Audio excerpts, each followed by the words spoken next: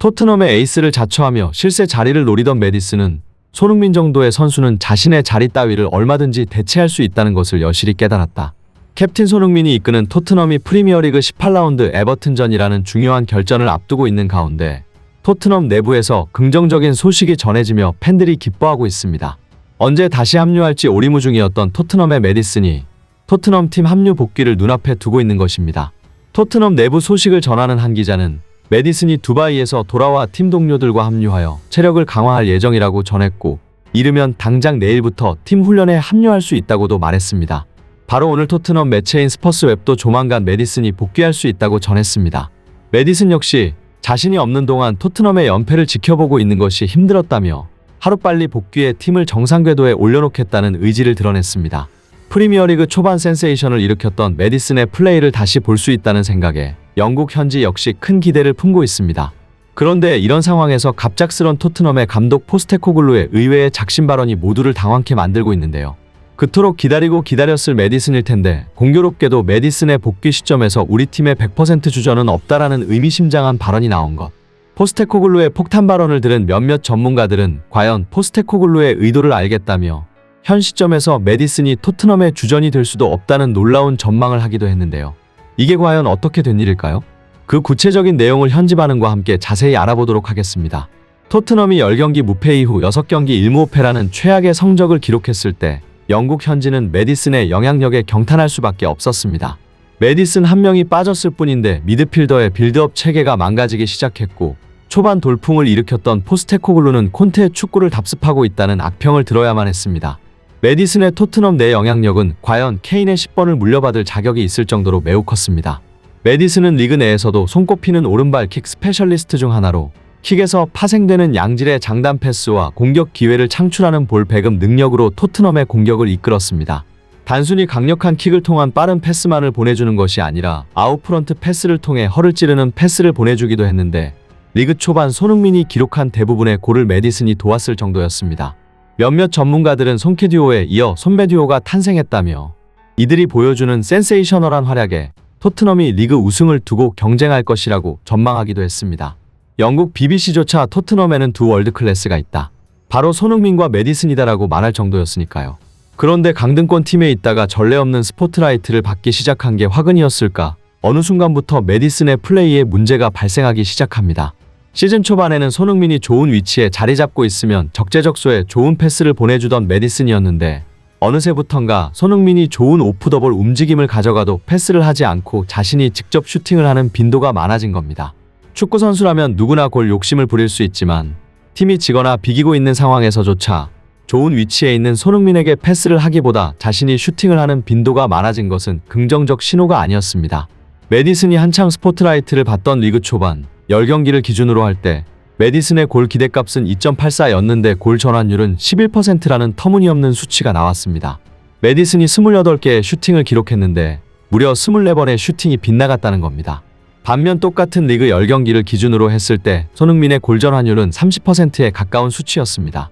골 전환율이 30%라는 건 그냥 어지간해선 찼다 하면 들어간다는 겁니다. 하지만 그럼에도 불구하고 메디슨이 28개의 슈팅을 난사할 동안 손흥민은 14개의 슈팅밖에 기록하지 못했습니다. 메디슨은 전 세계에서 골 결정력이 가장 좋다고 소문난 선수보다 무려 2배 이상의 슈팅을 더 기록하고 있었다는 것이죠. 한때 토트넘 3인방 메디슨, 히샬리송, 클로셉스키의 탐욕이 심하다는 문제가 제기되었는데, 사실은 여기서 정확하게 따져야 할 게 메디슨의 탐욕은 히샬리송과 클로셉스키의 탐욕과는 결이 다릅니다. 히샬리송과 클로셉스키는 본인들의 시야가 좁아서 주위 동료를 인지하지 못해 어쩔 수 없이 슈팅할 때가 많은데, 메디슨은 시야가 넓고 동료의 움직임을 인지하고 있는데도 불구하고 무리하게 슈팅을 하기 때문입니다. 이때부터 몇몇 전문가들은 메디슨의 플레이 방식을 지적하며 메디슨이 조금 더 이타적인 플레이를 해야 한다고 말했습니다. 하지만 메디슨은 토트넘의 실세가 되려는 목표를 명확하게 잡았는지 좀처럼 손흥민보다 더 많은 슈팅을 기록하며 플레이 방식의 변화를 가져가지 않았는데요. 심지어 토트넘의 캡틴이자 리빙 레전드인 손흥민과 기싸움을 하려는 국면에까지 접어들었습니다. 문제의 프리미어리그 9라운드 풀럼전, 토트넘의 공격 상황에서 손흥민과 메디슨이 겹치는 상황이 발생했습니다. 공이 손흥민 쪽으로 굴러가자 당연히 손흥민은 슈팅 자세를 잡았고 메디슨 역시 골 욕심을 냈습니다. 손흥민은 뒤늦게라도 메디슨에게 슈팅을 양보했고 결국 슈팅을 때린 것도 메디슨이었는데 메디슨은 자신이 원하는 타이밍에 슈팅을 하지 못하자 대놓고 주장에게 화를 내는 장면이 중계 카메라에 고스란히 잡혔습니다.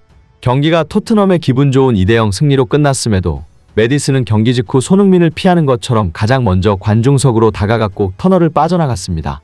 손흥민이 메디슨의 뒤를 따랐지만 둘은 결국 아무런 터치도 하지 않았습니다. 메디슨은 분이 안 풀렸는지 경기 후 인터뷰에서 기어이 손흥민이 자신을 방해했다는 발언을 했습니다. 여기서 문제가 되는 건 메디슨의 태도입니다. 경기를 하다 보면 동선이 겹칠 수도 있고 보는 관점에 따라 그게 손흥민의 잘못일 수도 메디슨의 잘못일 수도 있습니다. 그런데 중요한 것은 팀이 2대0으로 승리를 했다는 건데 메디슨이 공개적으로 손흥민을 저격할 필요가 있었느냐는 겁니다. 메디슨의 해당 인터뷰는 팀의 승리보다 자신이 받는 스포트라이트가 더 중요하다는 게 보다 명확하게 밝혀진 것이고 영국 BBC 패널 크리스 셔트는 메디슨은 마치 자신이 토트넘의 실세인 것처럼 행동한다라는 발언을 공개적으로 첨언하기도 했습니다. 하지만 메디슨이 이러한 독불장군의 행동을 이어가도 현지 팬들은 쉽사리 메디슨을 비난하지 못했습니다. 유명하면 똥을 싸도 박수를 쳐준다는 말이 있듯 팀의 공격 작업에서 여전히 메디슨의 역할이 너무나도 중요했기 때문이고 메디슨 역시 토트넘은 나 없으면 안 된다라는 확실한 인식을 가지며 일각에서 가해지는 비판에 대해 전혀 신경 쓰지 않았습니다. 그런데 이렇듯 실세 자리를 노리고 당연히 확고한 주전인 줄 알았던 메디슨이 복귀를 앞두고 새로운 국면이 펼쳐지자 당황하고 있는 모습이 펼쳐졌는데요. 메디슨이 다시 토트넘을 정상 궤도에 올려놓겠다며 자칭 왕위 귀환을 하는데도 불구 메디슨의 주전 보장은 없다라는 포스테코글루의 확실한 메시지가 나온 것. 그 이유는 메디슨을 언제라도 대체할 수 있다는 것을 전 세계에 증명한 손흥민의 2차 포지션 변경 때문이었습니다. 메디슨이 빠지고 팀이 나락을 가자 포스테코글루는 묘수를 떠올렸는데 바로 원톱으로 포지션을 변경한 손흥민을 다시 윙어로 보내는 것이었습니다. 손흥민이 원톱에 있어도 사이드나 하프 스페이스 지역에서 패스를 넣어줄 사람이 없자 손흥민을 윙어로 보내 메디슨 역할을 맡긴 겁니다.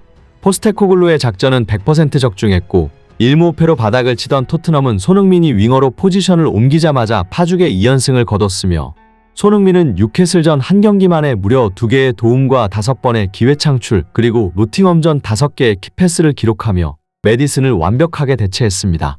게다가 더 놀라운 것은 주장 손흥민의 기회 창출과 헌신하는 플레이가 강력한 시너지가 되어 팀 공격진 전체의 스피릿이 살아나기 시작했다는 것인데요. 지독한 부진을 하던 히샬리송이 2경기 3골을 신고하며 완벽 부활에 성공했고 템포를 질질 끈다고 비판받던 클루셉스키마저 공격형 미드필더 자리에서 기량을 만개시키기 시작한 것. 이에 우린 조금 더 원팀이 되어야 한다라며 어쩌면 메디슨의 탐욕을 벼르고 있었을 포스테코글루 감독은 감격적인 2연승 이후 나는 팬들이 원하는 축구를 보여주고 싶다. 위험이 있어도 끝까지 승리를 갈망하고 헌신하는 것. 이것이 팬들이 그리고 내가 원하는 축구다라고 말하며 메디슨의 복귀 날짜가 밝혀진 시점에서 메디슨 역시 팀을 위한 경쟁자가 되어야 한다는 뜻을 내비쳤습니다. 현지에서는 당연히 메디슨이 복귀하면 닭주전으로 복귀할 줄 알았지만 포스테코글루의 확실한 철학과 의도의 영감을 받은 모양새인데요. 스퍼스웹 등 현지 커뮤니티에서도 메디슨은 무슨 일이 있어도 100% 주전으로 써야 한다는 의견은 소수로 제기된 반면 대부분의 팬들은 이번 일로 메디슨이 조금 더 겸손해지는 계기가 됐으면 좋겠다며 완전한 주전은 없다는 말에 실망하지 않기를 바랐습니다. 메디슨이 조금만 더 탐욕을 줄이고 재정비를 잘 맞춰 손흥민과 좋은 시너지를 이루길 바라며 영상 마치겠습니다. 구독과 좋아요는 제작자에게 정말 큰 힘이 됩니다. 감사합니다.